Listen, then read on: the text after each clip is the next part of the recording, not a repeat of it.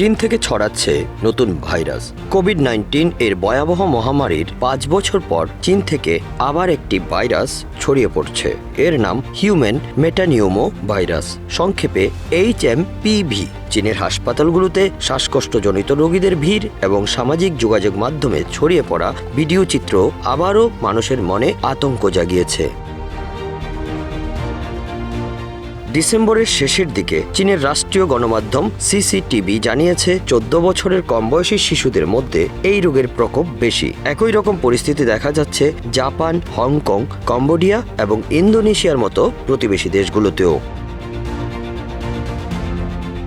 2001 সালে নেদারল্যান্ডসের গবেষকরা প্রথম HMPV আবিষ্কার করেন। এটি একটি RNA ভাইরাস যা শ্বাসতন্ত্রকে আক্রমণ করে। ভাইরাসটি মূলত হাঁচি, কাশি বা সংক্রমিত মানুষের স্পর্শ থেকে ছড়ায়। আক্রান্ত ব্যক্তির ড্রপলেট লেগে থাকা, দরজার হাতল, লিফটের বাটন বা অন্যান্য জিনিস স্পর্শ করলে এবং সেই হাত, নাক বা মুখ দিলে এই ভাইরাস শরীরে প্রবেশ করে। এই ভাইরাসের ইনকিউবেশন পিরিয়ড 3 থেকে 5 দিন। সংক্রমিত হওয়ার পর সাধারণত জ্বর, সর্দি, কাশি, গলা ব্যথা এবং শ্বাসকষ্টের মতো লক্ষণ দেখা দেয়।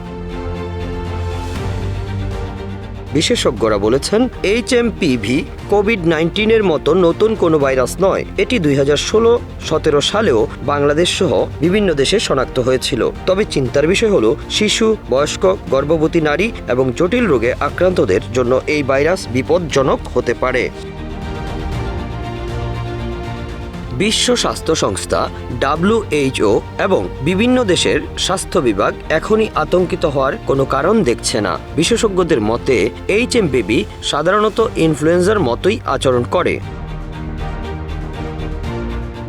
বাংলাদেশের স্বাস্থ্য বিভাগ বলছে এটি সাধারণ ফ্লু ভাইরাসের মতোই। বাংলাদেশে এখনও এই জাতীয় রোগের অস্তিত্ব পাওয়া যায়নি, তবে শ্বাসকষ্টজনিত কোনো সমস্যা ছোট করে দেখা যাবে না। বিশেষজ্ঞদের মতে করোনার সময় যেসব সতর্কতা আমরা নিয়েছিলাম সেগুলো মেনে চললে এই ভাইরাস প্রতিরোধ করা সম্ভব।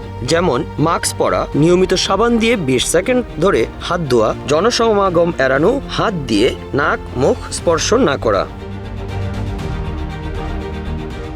HMPV মোকাবেলায় কোনো নির্দিষ্ট টিকা বা ঔষধ এখনো নেই, তবে চিকিৎসা মূলত উপসর্গ অনুযায়ী করা হয়।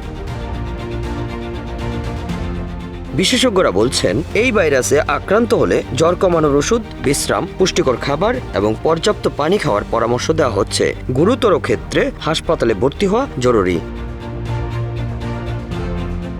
উৎপল দাস, বাংলা অ্যাফেয়ার্স।